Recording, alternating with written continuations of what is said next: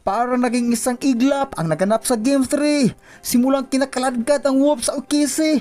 Sa paghalimaw ni SGA sa Game 1, sa Game 2, panalo ang OKC. Pero ang paghihiganti ng Wolves ay sobrang lupit at humahagupit sa OKC.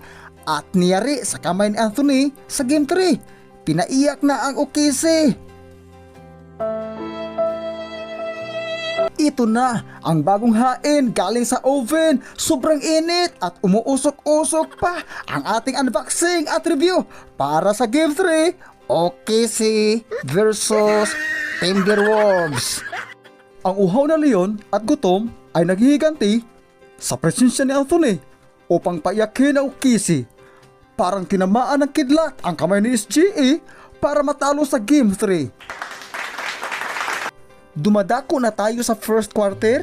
Unang pukol ay nakuha ni Hartenstein, isang easy slam dunk, at sumagot kaagad si Julius Randle at nagpapalitan ng mga score.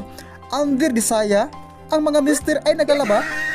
Ay nako, under 8 minutes and 38 seconds, nakapukol ng 3 points si Kai Soto. Ginulat ang mundo, Chet Holmgren pala upang kunin ang leading score sa home team. At hindi paawat ang may agimat na si Anthony Edwards, pumukol ng 3 points. After ng 3 points ni Agimat, siya ay nakapingwit ng isang easy steal at sabay takbo daig pa ang kabayo. Isang easy slam dunk upang ipamukha ni SGA na bilog ang buwan ay bula pala at home court advantage na patunayan na nila. Well, malaking epekto ang pagkawala ni Jason Tatum sa kanilang lineup. Ay nako, under 5 minutes and 11 seconds, standing ovation na ang mga chismosa, ang mga fans pala. Parang nakikita na nila ang victory sa Game 3 dahil lumubo na ang kalamangan sa score na 21-9 in favor of Timberwolves under 22.2 seconds sa first quarter. Nagpapakita na si Anthony Edwards ng kaniyang malupitang 3 points at sadyang lumubo. Ang score sa 33-14, lamang pa rin ang home team. Dadako na tayo sa second quarter.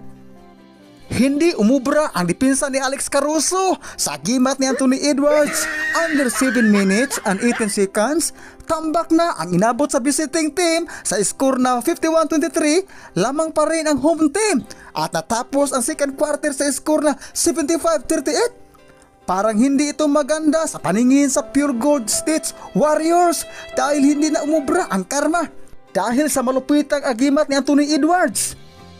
Matapos ang third quarter, tinabakan ang OKC kasama si SGA MVP mula sapatos hanggang ulo sa score na 107-66 in favor of home team.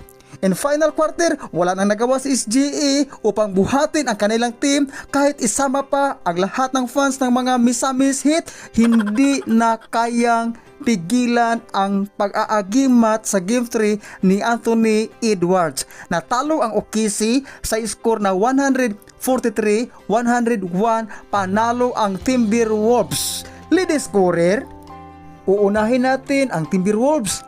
Randle 24 points, McDaniels 10 points, ang may agimat Anthony Edwards 30 points, 6 assists, 9 rebounds sa loob ng 30 minutes na paglalaro. Dumadako na tayo sa score sa OKC. SGA 14 points, 6 assists, 2 rebounds sa loob ng 28 minutes na paglalaro. Williams, kinalawang ang kaniyang machine gun dahil ang kaniyang score ay 13 points para nagbistulang security guard ang sniper ng World War II. Sa serye, naging 2 na in favor of OKC. Bukas, Pacers versus New York Knicks.